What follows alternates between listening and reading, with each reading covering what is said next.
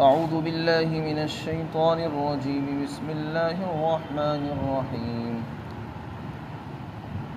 وإن عاقبتم فعاقبوا بمثل ما عوقبتم به ولئن صبرتم لهو خير للصابرين واصبر وما صبرك إلا بالله ولا تحزن عليهم ولا تك في ضيق مما يمكرون إن الله مع الذين اتقوا والذين هم محسنون۔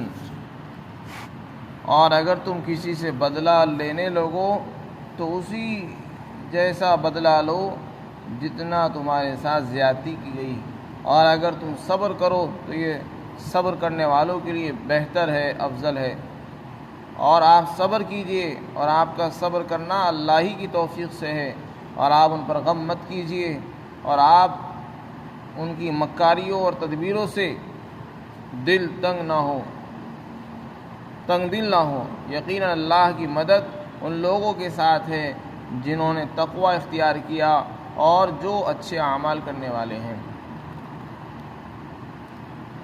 اس آیت شریفہ کے متعلق مفسرین نے اس کا شان نزول یا بیان فرمایا کہ یہ آیت شریفہ اس وقت نازل ہوئی جب غزوہ احد میں، جو سن 3 ہجری کے اندر پیش آیا، احد کی لڑائی۔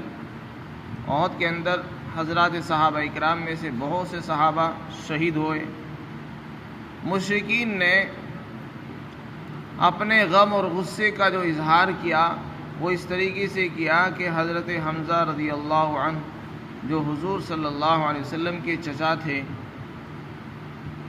اور بہت بہادر تھے، ان کو شہید کیا، اور ان کو شہید کرنے کے بعد ان کا مسئلہ بھی کیا، ان کے ناک کان کاٹ دی اور پیٹ چیر دیا، چاک کر دیا۔ اسی طرح اور لاشوں کے ساتھ بھی، اور صحابہ اکرام کی لاشوں کے ساتھ انہوں نے اسی طرح کا مسئلہ کیا، یعنی ان کے ناک کان کاٹ دیے۔ آپ صلی اللہ علیہ وسلم کو ان سے جو محبت اور تعلق تھی، اس تعلق کی بنیاد پر آپ نے فرمایا کہ ہم بھی ضرور ایسا کریں گے کہ اگر اللہ نے ہم کو ان پر غلبہ عطا فرمایا تو ہم حضرت حمزہ کے بدلے میں ان کے 70 لوگوں کا مسئلہ کریں گے۔ صحابہ اکرام نے بھی اسی طرح کی باتیں کی کہ اگر اللہ نے ہم کو غلبہ دیا تو ہم بھی ان کی لاشوں کے ساتھ اسی طرح مسئلہ کریں گے، بلکہ عرب میں سے کسی نے ایسا نہیں کیا ہوگا جیسا ہم کریں گے۔ جیسے آج انہوں نے ہماری لاشوں کے ساتھ ایسا کام کیا ہے کہ اتنا برا سلوک کیا ہے کہ ان کے ناک کاٹ دیے، کان کاٹ دیے اور پیٹ چیر دیا ہے، اس سے بھی برا سلوک کریں گے۔ یہ بات آپ صلی اللہ علیہ وسلم کی طرف سے اور صحابہ کی طرف سے ہی پیش آئی، اس پر یہ آیت شریفہ نازل ہوئی۔ اور اس میں فرمایا کہ اگر کسی آدمی کے ساتھ زیادتی ہو جائے، ظلم زیادتی ہو جائے کسی بھی طرح کی، جسمانی ہو یا کسی اور اعتبار سے ہو، تو اس کو اسی جیسی زیادتی کا بدلہ لینے کا حق ہے، اسی زیادتی کے بقدر اپنا بدلہ لے سکتا ہے، لیکن اتنا ہی ہو بدلہ جتنا اس نے زیادتی کی، اس سے زیادہ نہ ہو۔ اگر بڑھ گیا تو پھر ظلم تمہاری طرف سے ہوگا۔ ابھی ظالم وہ ہے، اب اگر آپ نے بدلے میں زیادتی کر دی، بدلے میں تم آگے بڑھ گئے تو تم ظالم کہلاؤ گے، وہ مظلوم کہلائے گا۔ تو ارشاد فرمایا اسلام کے اندر برابری کا حکم ہے، برابری کے ساتھ بدلہ لینے کا بھی اختیار حاصل ہے، بدلہ لینے کا قانون ہے۔ کسی نے ہمیں مارا ہے تو ہم بھی اس کو اتنا ہی مار سکتے ہیں۔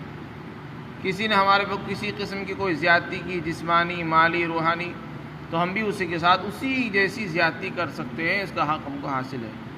لیکن آگے ساتھ میں ارشاد بھی فرمایا، یہ تو انصاف و برابری کی بات تھی۔ حسن اخلاق کی بات یہ ہے کہ آدمی بدلہ ہی نہ لے، انتقام نہ لے، بلکہ اس کو معافی کر دے، درگزر کر دے، یہ حسن اخلاق ہے۔ بدلہ لینے سے محبت پیدا نہیں ہوگی، بدلہ لینے کا اختیار ضرور ہے، انسان بدلہ لے لیتا ہے، اس میں زیادتی بھی ہو جاتی ہے، لیکن آپس میں محبت نہیں ہوتی، تعلق نہیں بڑھتے، نفرتیں باقی رہتی ہیں اور اضافہ ہی ہوتا رہتا ہے۔ اور حسن اخلاق کی بات یہ ہے کہ کسی نے آپ کے ساتھ زیادتی کی، آپ نے اس کو معاف کیا، درگزر کر دیا، تو اس سے اس کے دل میں محبت پیدا ہو جائے گی، جگہ بن جائے گی۔ تو اس لیے آپ کو یہ تعلیم دی گئی کہ اگر آپ بدلہ لینا چاہیں تو اس کا بھی اختیار ہے، لیکن اتنا ہی جتنا آپ نے زیادتی کی ہے۔ اور اگر آپ صبر کریں، برداشت کر لیں، یعنی معاف کر دیں، تو یہ صبر کرنے والوں کے لیے بہترین چیز ہے اور افضل ہے۔ آگے ارشاد فرمایا آپ تو صبر ہی کیجیے۔ چنانچہ جب یہ آیت شریفہ نازل ہوئی تو پھر آپ نے فرمایا اب تو ہم صبر کریں گے، بدلہ نہیں لیں گے۔ جب فتح مکہ ہوا تو آپ کو پورا غلبہ حاصل ہو گیا مکہ والوں پر، مشرکین سب آپ کے قبضے میں آ گئے، لیکن آپ نے کسی سے انتقام نہیں لیا اور عام معافی کا اعلان فرما دیا۔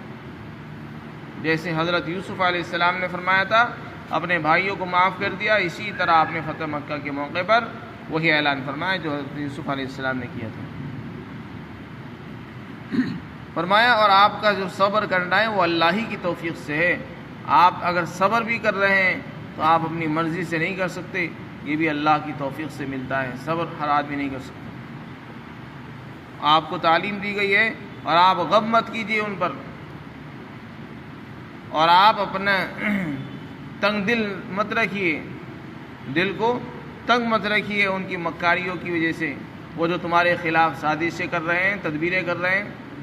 انشاءاللہ اللہ کی مدد تمہارے ساتھ ہوگی، ان لوگوں کے ساتھ ہوگی جنہوں نے تقوی اختیار کیا ہے، یعنی کفر اور شرک سے اپنے آپ کو بچا کر رکھا ہے اور اسی طرح اچھے اعمال کرتے رہے، ایسے لوگوں کے ساتھ اللہ کی مدد ہے۔ یہ جو لوگ مکاریاں کر رہے ہیں، تدبیریں، ناکامیاں، منصوبے بنا رہے ہیں، ان کے منصوبے خاک میں مل جائیں گے، دھرے رہ جائیں گے، اور اللہ کی مدد صبر کرنے والوں کے ساتھ ہوگی۔ اس میں آپ صلی اللہ علیہ وسلم کی تعلیم دی گئی ہے۔ چنانچہ ایسا ہی ہوا، مکہ والوں نے جو دشمنیاں کی، چال بازیاں کی، مسلمانوں کو ختم کرنے کے لیے طرح طرح کی سازشیں کی، لوگوں کو ملایا، یہودیوں اور نصارہ کو تیار کیا اور مدینہ پر چڑھائی بھی کرائی۔ مدینہ پر سارے عرب کے قبیلے چڑھ کر آ گئے، خندق کا واقعہ پیش آیا، آپ نے خندق کھدوائی، لیکن آہستہ آہستہ اسلام بڑھتا ہی رہا اور سب کی طاقت ٹوٹ گئی، ختم ہو گئی۔ تو اس لیے فرمایا صبر اتنی بڑی دولت ہے، جب آدمی صبر کرتا ہے تو اس میں اللہ کی مدد آتی ہے۔ ان اللہ مع الصابرین، اللہ کی جو مدد ہے وہ صبر کرنے والوں کے ساتھ ہے۔ آدمی کو حق کی محنت کرتے رہنا چاہیے اور اپنے عمل کو درست کرتے رہنا چاہیے، ٹھیک عمل کرتے رہنا چاہیے۔ اللہ کی مدد حق والوں کے ساتھ ہوتی ہے، باطل والوں کے ساتھ اللہ کی مدد نہیں ہوتی ہے۔ باطل والے دیکھنے میں بڑے بھاری معلوم ہوتے ہیں، طاقتور بھی ہوتے ہیں، مالدار بھی ہوتے ہیں، ہتھیار والے بھی ہوتے ہیں، لیکن باطل والوں کے ساتھ اللہ کی مدد نہیں ہوتی۔ مدد اللہ کی حق والوں کے ساتھ ہوتی ہے۔ حق والے اگر اپنی ذمہ داری ادا کرتے رہتے ہیں تو انشاءاللہ ایک دن وہ آتا ہے کہ اللہ ان کو سرخ رو فرماتے ہیں، عزت کامیابی عطا فرماتے ہیں، جیسے کہ حضرات صحابہ کرام کے ساتھ ہوا۔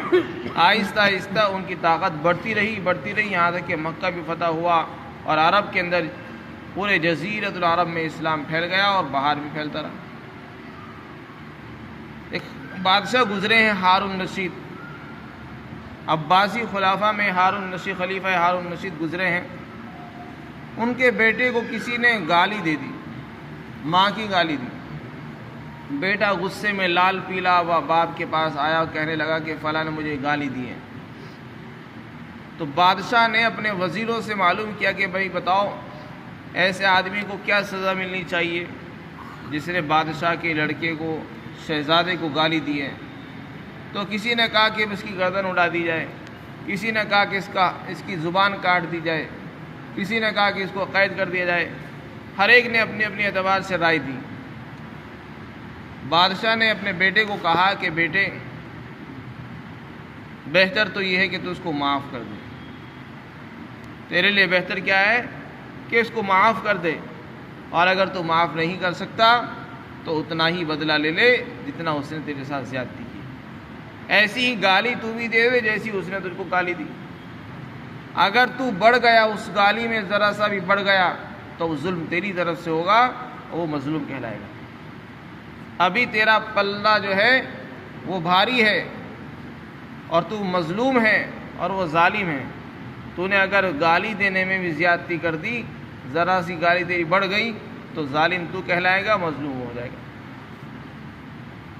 تو ہارون رشید نے ان کو یہ تعلیم دی اور کسی کی رائے پر عمل نہیں کیا اور یہ فرمایا کہ ظالم اس کو معاف کر دے، یہ بہتر ہے۔ تو حقیقت یہ ہے کہ بدلہ لینے کا جو قانون ہے اسلام کے اندر اس کی اجازت ہے۔ کسی نے ہمارے ساتھ زیادتی کی، ہم بھی اسی جیسی زیادتی کرنے کا حق رکھتے ہیں، لیکن عام طور سے برابری ہوتی نہیں۔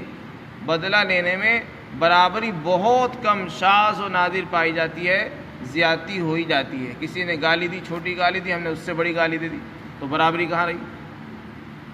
کسی نے ہمیں ایک تھپڑ مارا، ہم نے اور زور سے اس کے مار دیا، تو برابری کہاں ہوئی؟ ہم نے اور زور سے مار دیا، اس نے آہستہ سے مارا، ہم نے زور سے مار دیا۔ تو اس لیے بہتر یہ ہے، حسن اخلاق کی بھی بات ہے، اس سے محبت بھی پیدا ہوتی ہے کہ آدمی معاف کرے، درگزر سے کام لے، صبر کرے۔ اللہ تعالیٰ کی مدد صبر کرنے والوں کے ساتھ ہے۔ اللہ تعالیٰ ہم سب کو عمل کی توفیق نصیب فرمائے۔